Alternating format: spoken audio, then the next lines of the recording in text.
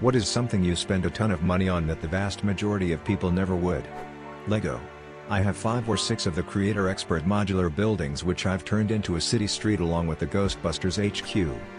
I also have the UCS 7500-piece Millennium Falcon, several of the Creator Expert cars, the Mustang being the best, and a few other various sets too. I cannot wait for Friday and the release of the 1989 Batmobile. Edit. Here's some pics of my collection. Vintage style clothing and lingerie. So beautiful yet so expensive. I work at a vintage clothing store and we have a 10 feet high pile of clothes including lingerie that you can dig through. It's mostly $5 a piece. My closet is overflowing, haha. Ungrateful people. I'm also a parent of small children. Edit. My first award. I'd like to thank the Academy and my ungrateful children for making this award possible. Fermentation equipment. I love fermenting stuff. I made a fermented cranberry soda for this Thanksgiving. Edit. Oh wow, I didn't expected this response. Thanks for the award. I have a small setup RN, but it's on my plans to expand it. I mostly do non-alcoholic beverages like sodas, pecan kombucha. For the cranberry soda I just used a cup of gingerbug and made a cranberry sauce with orange and natural cranberries. Then I just added water, probably like 1.5 liters, and let it ferment for 5 days. After that I bottled the soda and did a secondary fermentation for 2 days in a dark, hot environment, and after that I left it on the fridge for a day so the gas settles and prevents spillage. Board games. I've got a collection of over 230 plus about 160 expansions for those. Granted the hobby is growing, but I'd wager the majority of people haven't experienced much past Cards Against Humanity. I texted my friend/neighbor/DM if I could borrow some games for Thanksgiving and he sent me his Board Game Geek list of 505 games. His board game room is a sight to behold. I spent $800 on a bow. Like a bow and arrow. For target shooting. I told my friends and they all told me I was nuts. I probably am. Wait until you spend over $1,000 on a bare bow and then realize you need sights and a rest and a stabilizer and this and that and the other thing you can't live without. That's when you really start questioning your sanity. But I do love that thwack sound. Massages. I get terrible tension headaches and medication never did the trick. Massages keep it in check. Edit. Obligatory thank you for the gold and silver. This is my first gold and I'm pretty stoked. Also, thank you to everyone for your advice. I've tried some of the things you've suggested, but I'm getting lots of new ideas. Thanks for caring. Yes, I recently started getting all my massages as 90-minute sessions, too. My massage therapist actually lives down the street from me 2 blocks. She works out of her home, so I am super spoiled. Getting regular massages has helped a ton with my migraines and tension headaches.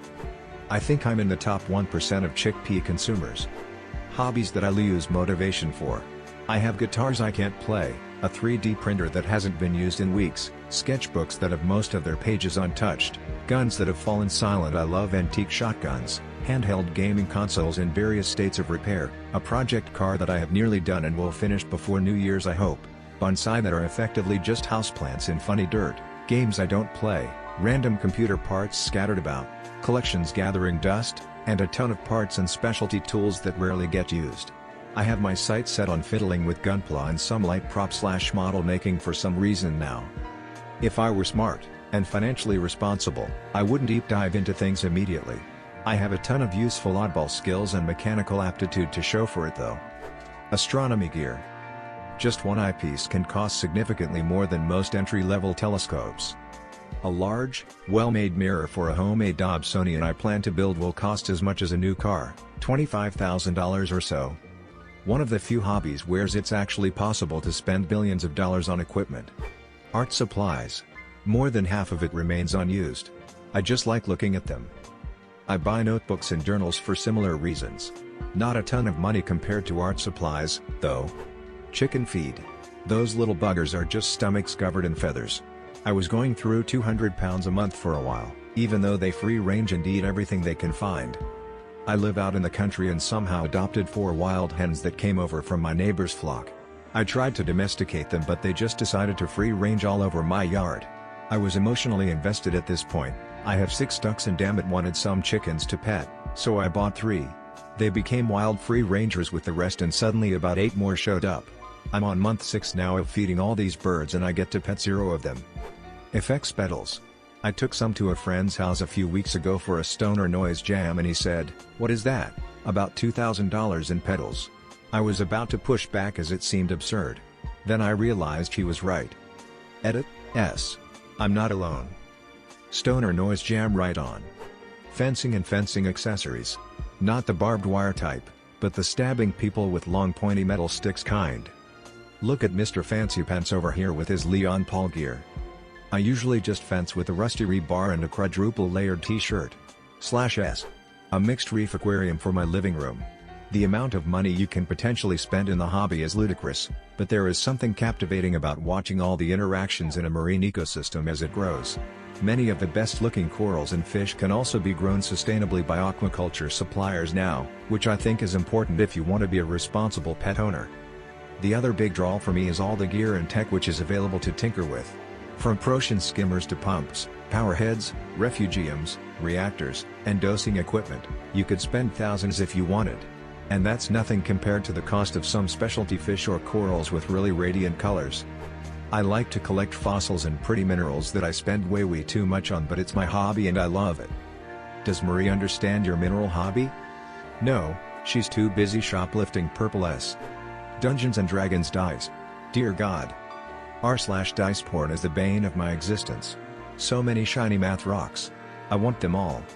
I did not know about that particular subreddit. RIP my wallet. I raise butterflies. When the caterpillars eat their way through the plants in my yard, I go buy them more. I've spent probably $400 on them last year. I bought a ton of fennel to finish up my swallowtails, another ton of milkweed for my monarchs, and tomato plants for my hawk moths. Edit, aw. Thank you for the sparklies. I'll make a post about it when it's not Thanksgiving. Where would I put this post? Grin. Edit 2, for those who keep asking, I let them all go, but I'll hold on to the moths until nighttime. How? You plant's their host plant, they lay eggs and the caterpillars chomp the plant down. You just make sure they don't run out of plant, or get eaten by lizards/wasps. I used to raise them indoors, but I had more time then. They can get sick, in which case, you have to stop growing that plant in that area for a bit. And no, I'm not on TV. There's lots of us. 2 courses of Accutane for severe acne. Gave me my life back. Accutane single-handedly gave me my confidence back. I never even had it that bad, but the blemishes just destroyed my personal image. 100% worth every penny spent on it and the copious amounts of moisturizers and chapstick. Watches. Too many watches to wear. I just really like them. Took me ages to find a watch geek in this thread. Seltzer water. It's substantially cut down on my alcohol intake and I never drink soda anymore. But to anyone who had never been to my house you'd think I was stocking up for the end of the world or looking into becoming a seltzer distributor. Knives. Not like I buy a lot of knives. I spend a lot of a few. Edit, I'm a pocket knife fan but appreciate nice kitchen cutlery as well. Chris Reeve Knives FTW. I've had more expensive knives and they are very nice. But I like to use my things and I couldn't bring myself to use some of them so I sold them. Now I EDC and use my large Inkosi or small Sebenza. They, IMHO, are the best bang for the buck and set the standard of a high quality knife. Do not bother with clones and go with a nice ZT or Spyderco if don't want to spend $300 on a used basic Creek. You can get very nice ZTs and Spydercos used for $100, $150. Asian ball jointed dolls.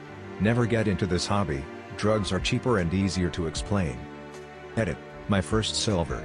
Thanks kind stranger, I'm reading all the comments now and I'm so glad I got to pass along this joy. I just googled this, and goddamn some of those are gorgeous.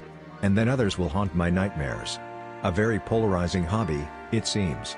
Warhammer models, paints, brushes, hobby accessories. I play both 40k and Age of Sigmar. I've painted 3 large armies in 40k, sold one to a friend, and I'm working on my first Age of Sigmar army. There's probably a couple $100 in paints alone and a 12x8 or so plastic shoebox I keep them in. They call it plastic crack for a reason. Fountain pens, I haven't sunk much into it yet because poor, but I am planning to spend a lot in the near future. I met an old guy at jury duty with a $700 pen. He said he collects them and already has his pens assigned to specific kids in his will. His $700 pen wasn't even his most expensive pen. He was very proud and let me hold his $700 pen. He was all about pens. I stood there and talked to this guy for 20 minutes after we were dismissed. I don't like pens as a hobby, but I like listening to people talk about what they are passionate about.